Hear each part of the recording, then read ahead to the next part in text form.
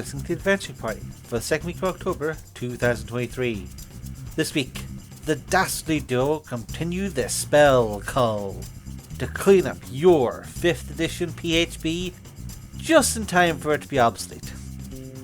The Adventuring Party, discussing tabletop and radio gaming the Irish way.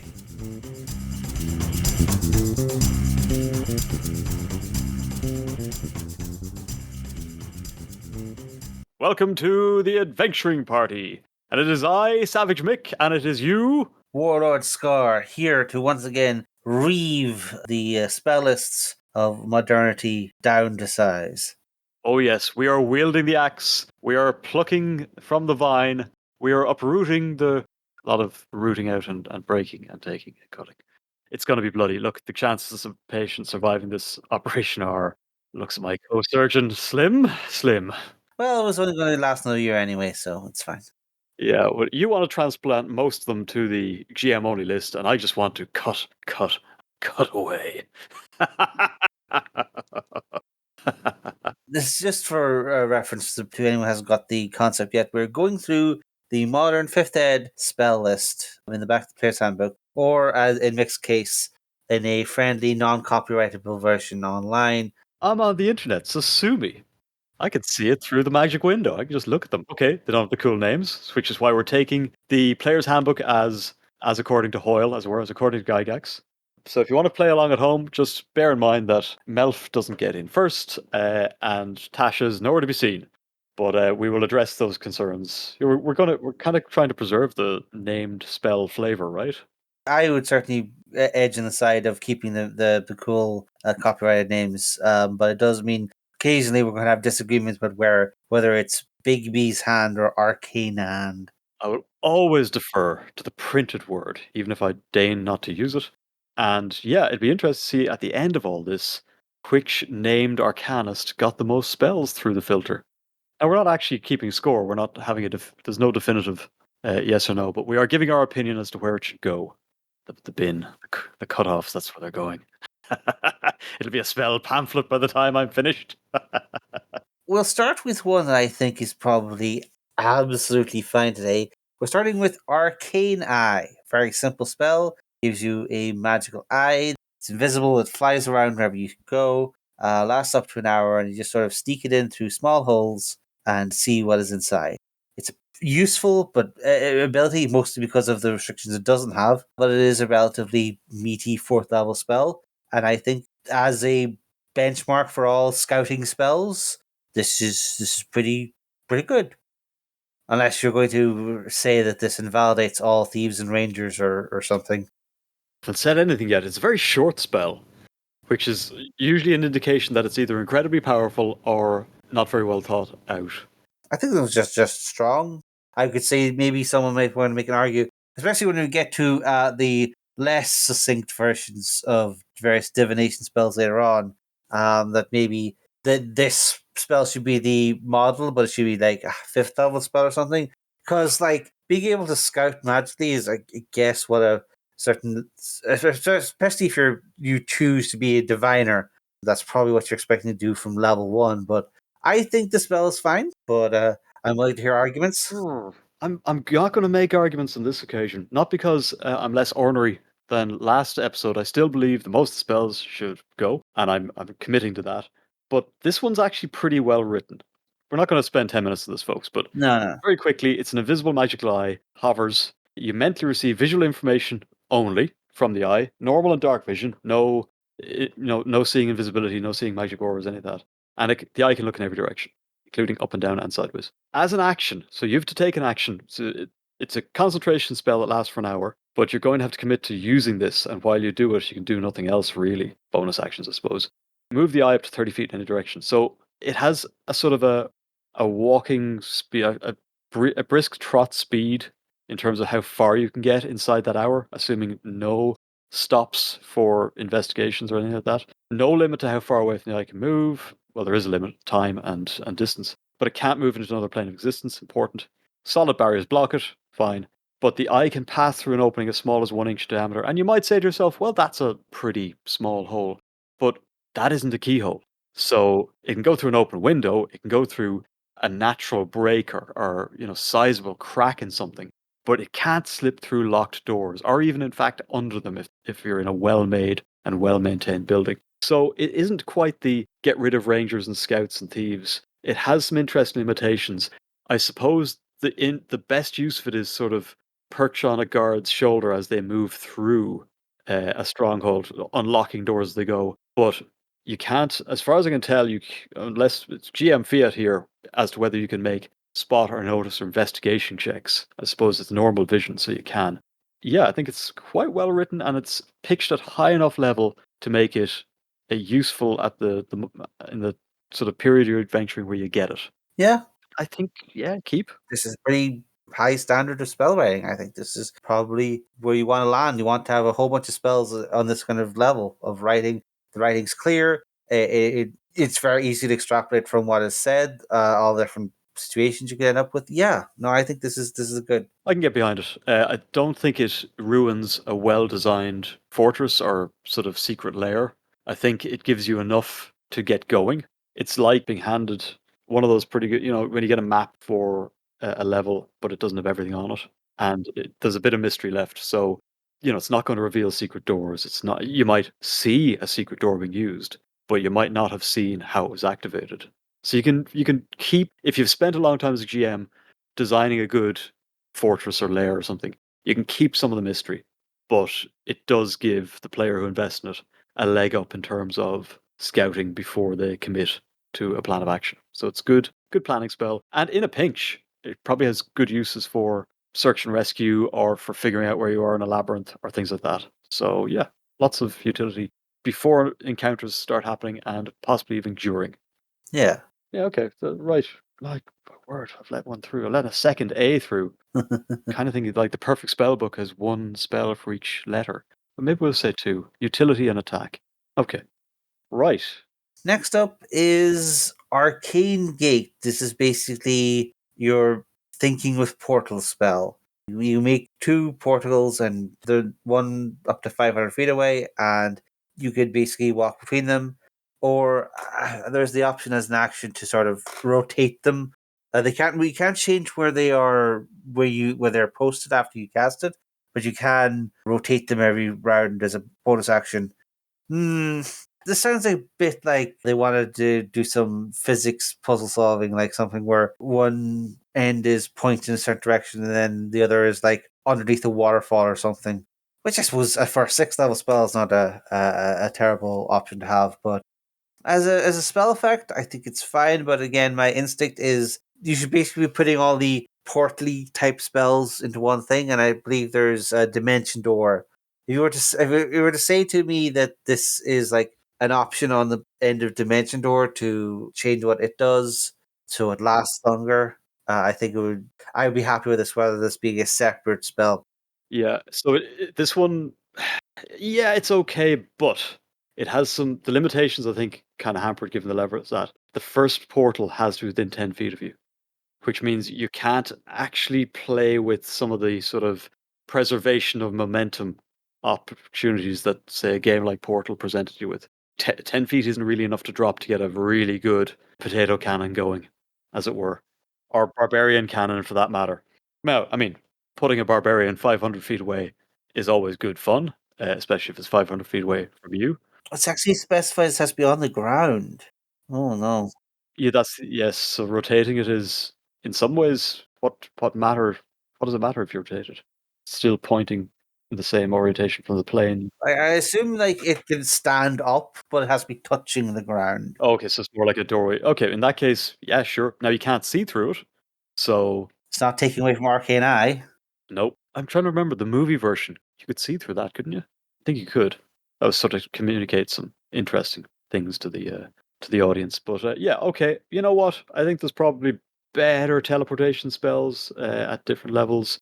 This one's fine, but it is limited in its use. It is, to their credit, it does what it says it does and doesn't actually lend itself to novel uses. So I kind of don't want it, given that I'm drastically reducing the number of spells. I want them to be as powerful and versatile and reality breaking as possible. So this one is a no for me. I say just give this as a if you cast Dimension Door at 6th level, you get this effect instead, or something like that would be more like it for me.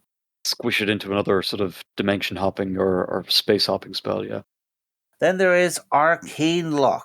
This is your locking spell. This is you may not enter this door until certain criteria, or your wizard remember to bring knock and make the rogue feel sad. Although there is still the option for a rogue to open this.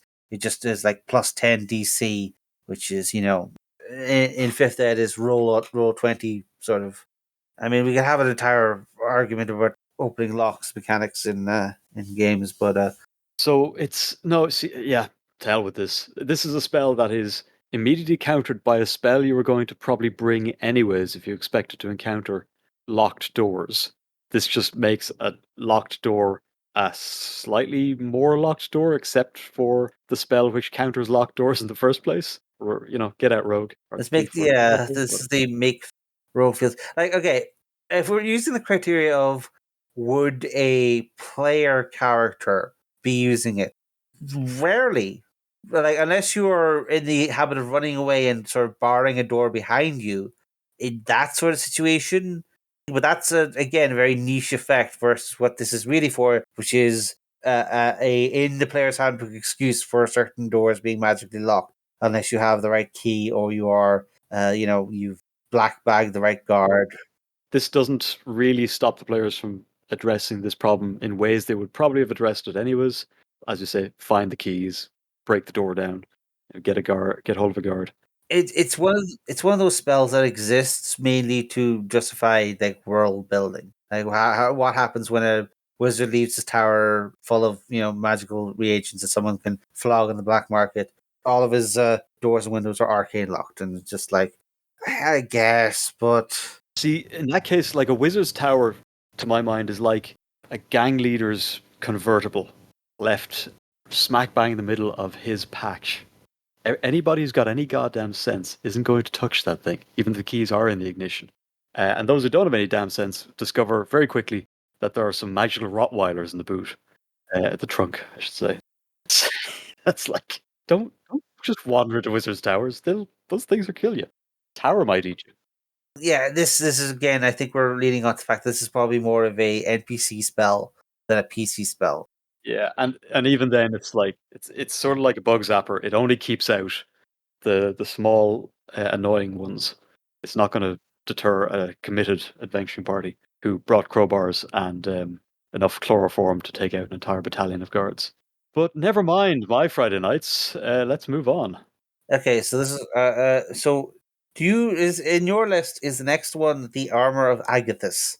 I'm going to say yes, but it isn't. But that's the one we're doing now. Yeah. Its name.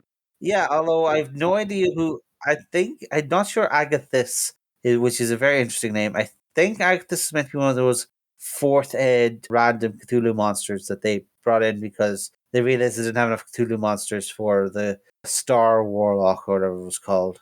I'm going to check the internet, and the first hit I get is for the Forgotten Realms wiki, and it's very short. It's shortish. Okay, so Agathys is also called the Icebound, was the sixth layer of Carceri, which presumably is a hell or something. Yeah, it's the prison hell. Prison hell. Okay, so sixth layer of prison hell. So yeah, there's some other stuff here, but it doesn't. In fact, I don't think mentions the spell in this listing. But right, so we have it as armor of Agathys, which is presumed is cold because Agathys is a cold hell. It's basically you're like covered in magical frost. You have temporary hit points, and whenever someone hits you, they take cold damage until the hit points wear off. This is the spell that makes one of our earlier spells, Aid, absolutely obsolete. This is a first level spell that has simpler rules, doesn't increase your maximum hit points. It gives you extra bonus temporary hit points, which are kind of more intuitive because hit point maximums are this. Oh, it's a lot of fussing around your spell with your character sheet. This is just like here, use these first. Yeah, these are some extra hit points, and these extra hit points give a bonus effect, which was missing from the aid spell. And like this one lasts an hour, whereas aid was like 8 hours. Okay, so it doesn't last as long, but it's way more intuitive in how it works. And it can beat enemies with it. And if they roll badly, you might even take 2 hits rather than 1 from it. So overall, I think like this is your gold standard for interesting low level buff spells, and it just really shows how absolutely terrible Aid was.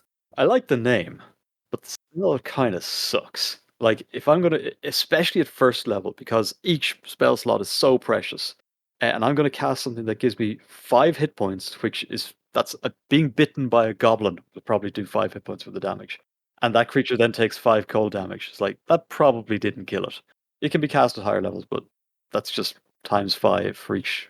Like, there's no, I don't think, no, I don't get this at all. It's the duration is kind of hilarious. The actual duration is until the first time a goblin bites you, which at first level is a distressingly short amount of time usually.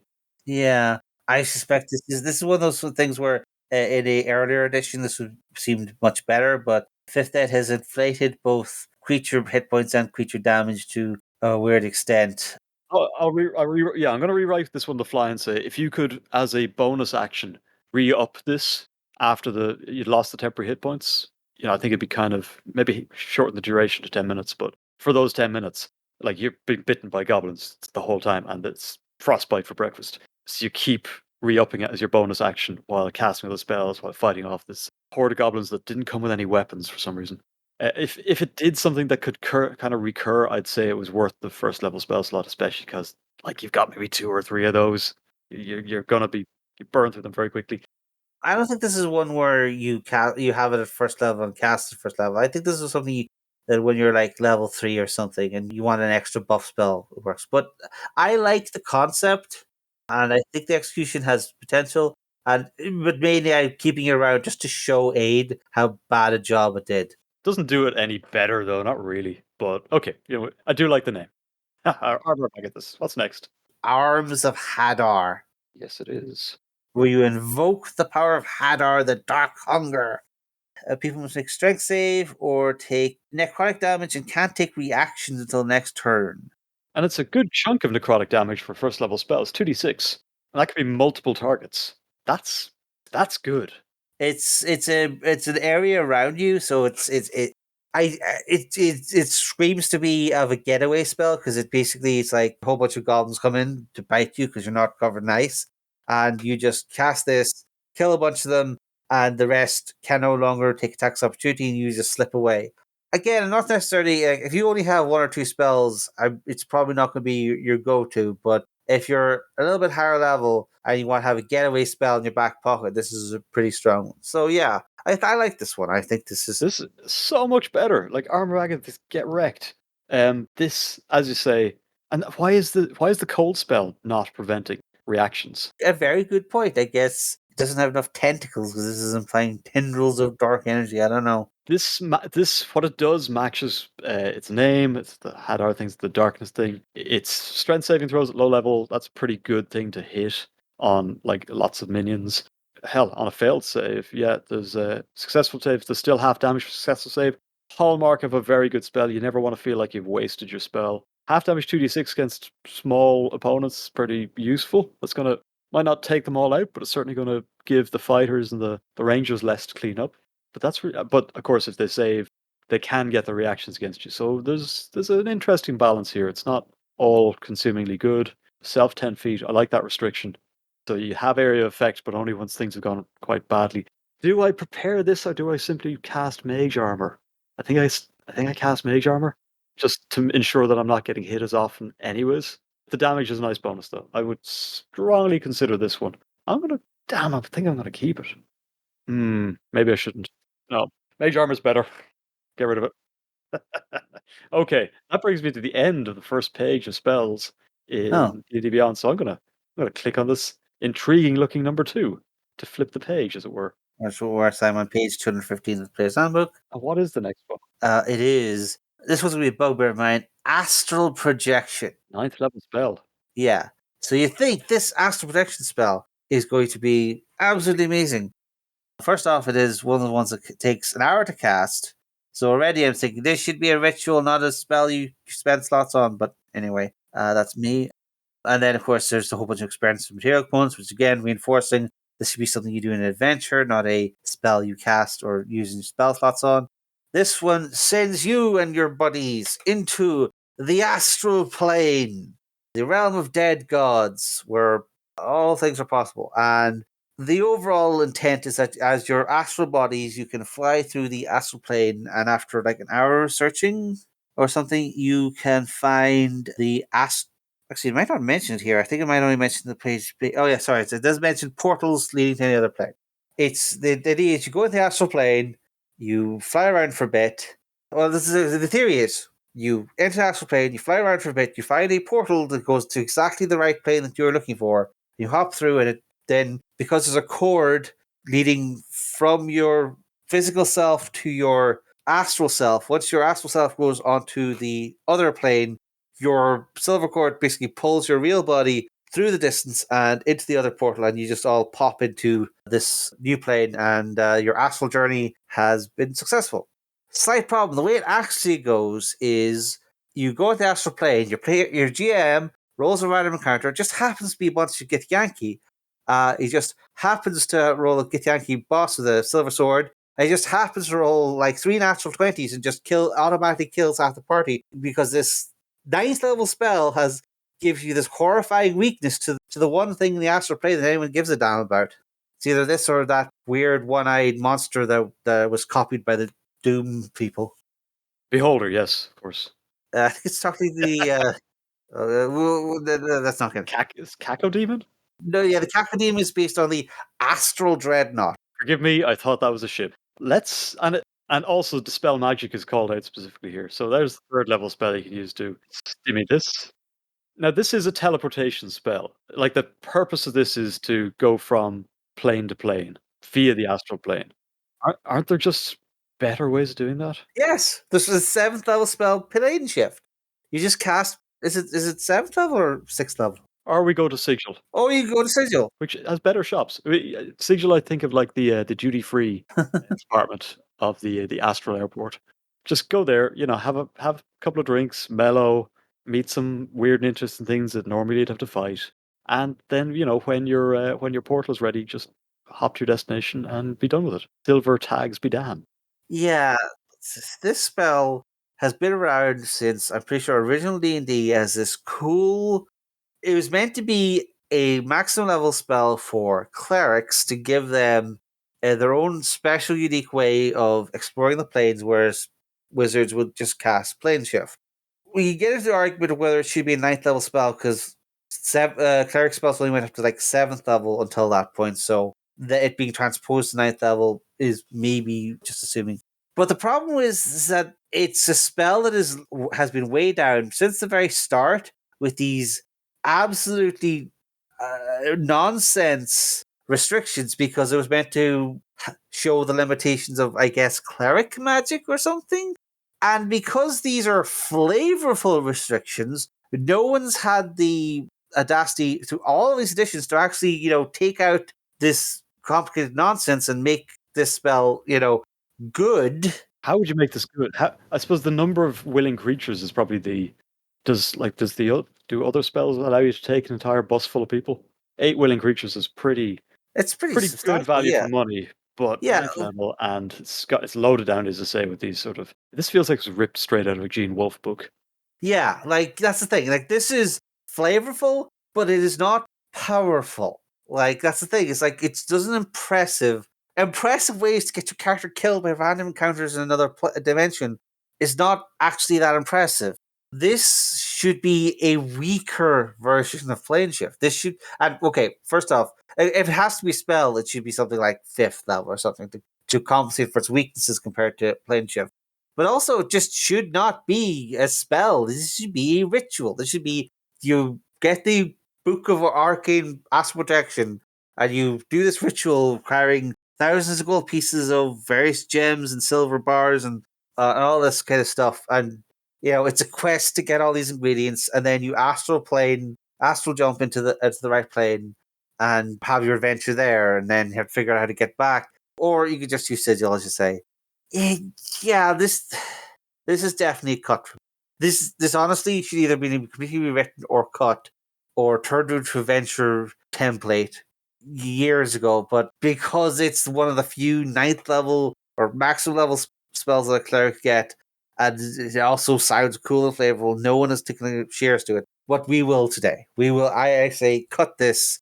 Cut that silver cord. Get rid of it. Yeah. All right, let's go. Okay. Next up is Augury. Bless you. What was that? Augury. Sorry. It's Augury, yes. What did it do? It's you ask God if thing good or bad, and God probably gives you the right answer or says nothing. Cleric stuff. So it's a big red phone 2 deity spell, which there are kind of a few of. Second level. I think you can do it cast as a wizard, in which case you're basically, asking the outer powers or the elementals or something. So they've taken out the automatic failure chance that it's had for many editions, but it still has if you ask the same question like 10 times, there's a bigger and bigger chance of failing. But even if it worked 100% of the time, there's still this big glowing option say, God says nothing. God is silent. Because you're asking a yes-no question sensing or a good-bad question. And if it's sufficiently ambiguous, you don't get any response at all. And man, if you're spending spell slots on a maybe, you're not going to excite me at all, I think. So you get to ask a question about a specific course of action that you plan to take within the next 30 minutes, and then you get a yes, no, maybe, or try again later result from the Magic 8 ball that you've just flipped over. And of course, if the circumstances change at all, then things could go differently. Like if you lose or gain a companion, as it says in the spell, or cast additional spells to ensure or stimmy success, then this spell didn't matter in the first place. You could probably have guessed the result of your course of action based on how likely you thought it was to work going in. What are you doing if you're asking this question? This spell really suffers from its genericness, because if you were literally asking a god or one of their servants or one of the elemental powers, and that meant that the answer had some insight or even bias in it, this would be an interesting spell, because you could have like warlocks, say, interacting with their patron, or cleric asking their god, or a wizard asking whatever arcane powers he thinks might inform the situation. These kind of things would add flavor to this, and you wouldn't have to write the spell in this sort of vague GM mix it up way. Yeah, because as it's written, it's you receive an omen from an otherworldly entity, so that could be any number of things, which I guess could be used to inject a certain flavor into it, or to give it a sort of an immediacy. Well, Big Deity isn't watching, but one of his local agents has showed up to give you a sort of thumbs up or thumbs down. Fine, but you probably knew if this was a good idea in the first place anyways, and given that you're probably going to go ahead and do it in the next 30 minutes rather than sit down and come up with an entirely new plan. No, as you say, a bit too vague, a bit too wishy-washy. There's not enough bang for the buck here. There may be these kinds of question asking spells. I don't think you can. I think they need to either be made more explicit or more. I say biased, but I mean like more characterful. Like if because it's written to work in anybody's D&D setting, in any reality, whether it may be gods or there's no gods, or there's fairies to ask or no fairies, because they can't specify it. Oh, it works for your certain caster's patron, because they have to write it so that any class could potentially use it. It's just written in this very mealy mouth way where it has to have this, maybe options or failure chance if you use it too often. A spell like this needs to have bias, essentially. It needs to be, you are asking otherworldly power X, and otherworldly power X has these opinions on whether, jumping into a pit of lava is cool or not. That's just like your opinion, man. I don't know. I think you do want a what happens next aspect of this to pop out, which the first half of this does fine on. And then it's like, well, it doesn't take into account other things, like something that might happen in the next 30 minutes. And if you cast it more than once, you get this effect where it's like it might actually just give you a random reading. So it's a spell that within its own body includes dissuading you from casting it very often. I don't want to waste more time on this. Let's go. Bye. A stronger written version of this might be cool. This version is not, and they are not going to write that strong version because it requires, GM input that they can't assume. What's next? We have Aura of Life, which I believe is a high level paladin spell. 4th level. It's okay. I mean, that's high. That's highish. It's 4th level. Is that high? I don't know. For paladin, yes. This is basically an undead protection against undead spell. It is you can't have your hit point maximum reduced, so vampires can't suck your blood. White, rate, yeah, whites can. Spectres, whites, ghasts. Ghasts paralyze you because they have clay under their fingers. Remember? Oh yes. How could I have forgotten that? What episode did we cover that in? I think it was in the. It might be no. It might be in the AD&D Monster Manual. So maybe it wasn't. Check it out, folks. There's an episode somewhere in our past where we definitely specifically covered this point. Also, join our Discord. To get past a 4th level spell, Paladin would need to be level 13. So right. you're already pretty strong, and you. I don't know anything about how spells work. I barely play this game. I'm usually a barbarian or something. That's complete lie, folks. I should know more about this, but I don't. There we go. Okay, so it's high level ish for clerics at least, and This is a situational spell, so we basically fight undead or necromancers or whatever. And it has a thing where if you're on 0 hit points at the start of your turn, you gain 1 hit point. So it automatically gets you up on your turn. pretty strong. It does. If it's doing two things, then it's pretty strong. It's got utility. There's reasons to cast this, like when the frontline fighters are down, or you need to get the warlock back on his feet, and you're staving off a horde of Strahd's minions or something like that. It's got some legs, but it is a fairly high level. 10-minute duration will get you all the way through a fight or a tense encounter where you're trying to get through a crypt or something. Yeah, it's a possibility, I suppose. But as you say, it is very situational.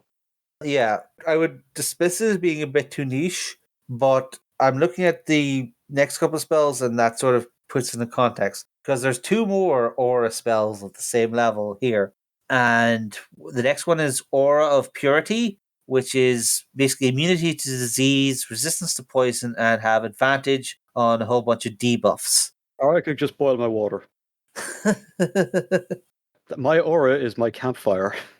Yeah. Well, if you're being fighting against something that had, say, like a ghast with its dirty fingernails that paralyzes people, you might want to have an advantage on saving throws to fight that, or something that casts charm every turn, or causes blindness. Like if you're up against a monster that really pours on the status effects, then yeah, this is a cool spell. But again, it's kind of niche. It's nothing you're always going to have on. It's going to be something you prepare for particular circumstances. And then we come to the third one of these is Aura of Vitality, which is basically as a bonus action, this paladin can heal one person inside the aura for 2d6 hit points every turn.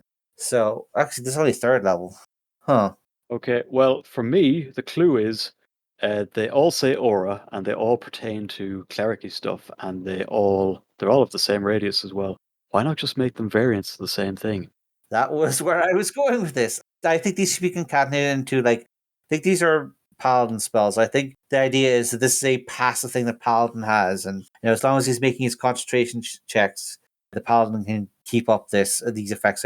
We should include the proviso that Pathfinder's kind of done this with certain spells in terms of they get more utility as you level up. So yeah, we're not reinventing the wheel here, folks. Yeah, either these are you choose one when you cast it, or it gets better the higher level you are, or something to these effects is just like combine them into nice, interesting.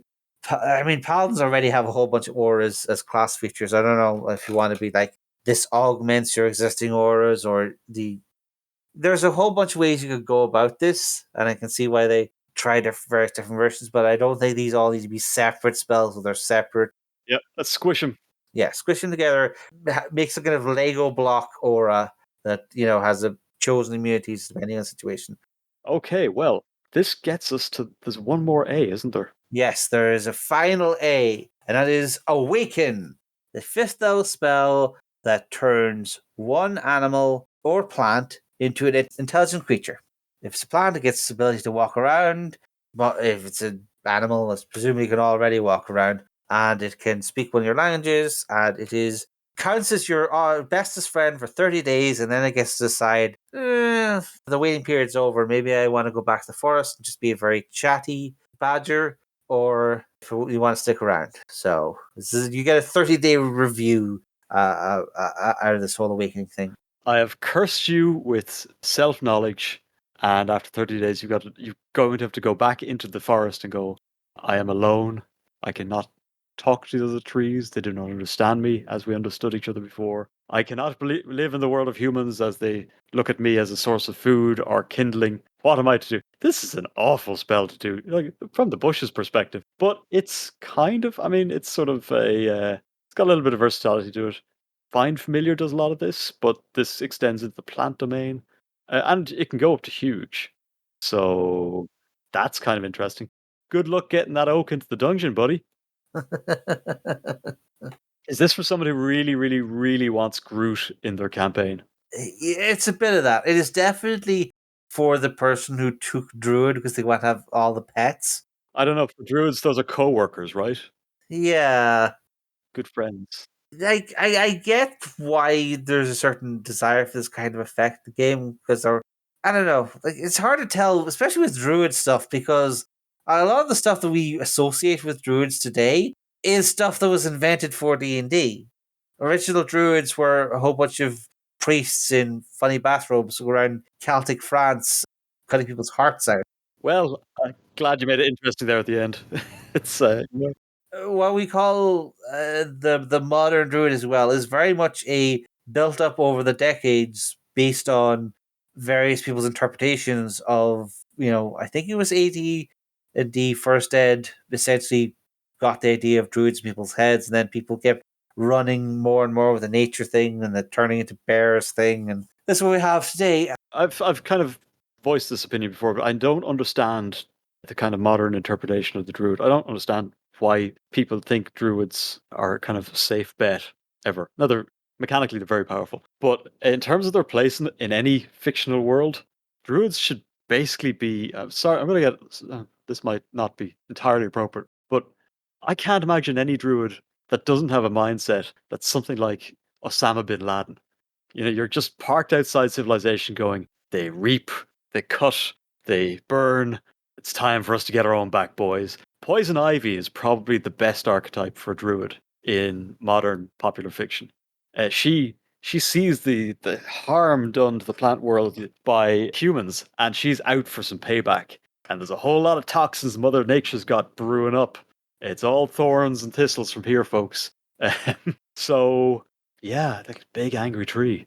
Big angry tree is a good name for this spell. Big angry tree. You do meet a lot of awakened animals in certain printed published campaigns, and they are a blight upon the landscape because they're cursed with more intelligence than half your party. Intelligence 10 probably puts them ahead of the ranger and the barbarian. Probably everyone else as well. They're here to help. They're here from nature. Nature has sent them to help the barbarian and the ranger do something competent. Yes, burn down that village. Get them, plants. I think this is kind of wackadoodle spell. It's very high level for what you're getting. You're effectively getting a souped up, no, it's in some ways a stymied version of Find Familiar. Although the huge part is very tempting. Okay, the issue, we could go on and on. We won't, we promise. But we could. What do you think? To keep it or get rid of it? Yeah, as a spell here, this is again another one that should be at best a ritual. I don't know if it needs to be like a PC spell at all. Like I get there are going to be you're going to get the crazy cat person who wants to make friends with, and this rampaging giant crocodile is eating 5 villagers. It's just misunderstood. Like you're going to get a few of those people who want to add a spell that can make friends for them, and I've been talking to him for years. Now you can talk to him as well. Mr. Mighty has so many things to tell you. Catgirl and Mr. Bitey is a pretty good anime premise, but perhaps not something you can carry through a campaign. Or maybe it is. This is not a necessary spell. I get there are people who want the spell, but I do not think this is necessary for the game. It does not need to be cut, but if it was cut, I would shed no tears. This is a GM spell dressed up as a Find Familiar alternative, and the only time I've actually seen it used is for its intended purpose, which is to portray evil druids wrecking their revenge on civilization, which I think is kind of the way druids should be, anyways. So druids for me are very, very much the Rorschach of D&D. They're just out there, man. All right, that's all the A's done in 2 episodes. Wow. Folks, I know you thought you were interested in our 20-part breakdown of all the different RPGs, see which one was the best, or our 18-part expose on Gary Gygax's racist genius. But if you're looking for a real long-term series, we might finish this by the time the new 5.51 D&D comes out, but I don't know. I've just looked ahead. There's about as many B spells, and if we do two episodes per alphabet letter, that's 52. We don't have to do any other content for the rest of the year. We can just do this. We're not going to just do this. This is going to take us about 2.5 years to finish. Well, there can't be that many X spells, right? Or J spells. I'm betting. I'm going to take us. Yeah, that's normal distribution curve, right? Should be fine after a while. We'll get through it. Don't worry. Anyways, join our Discord. We'll do bees next time. We'll do some bees. The bees, not the bees. Take us out.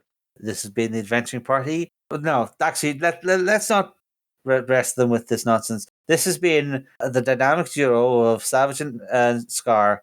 Yay. Once again, assaulting your ears with one of our hackneyed excuses to rage against modernity. If you enjoy this, please follow us on Twitter, join our Discord, and if you need us to stop, follow us on Twitter and join Discord, because it's the only place you can plead to us. I mean, we do technically still have a speak pipe. I don't think they've cancelled speak pipe yet. Don't mention that. No, but we do have a YouTube. We'd love to see a show where you can see the usually almost exclusive title cards for all of these episodes, for like an hour or so, depending on how long we record for. Oh my goodness, it's been a while. So the cull has ended yet again for another day. But for now, this party, this dynamic duo, and this cull is over. For now.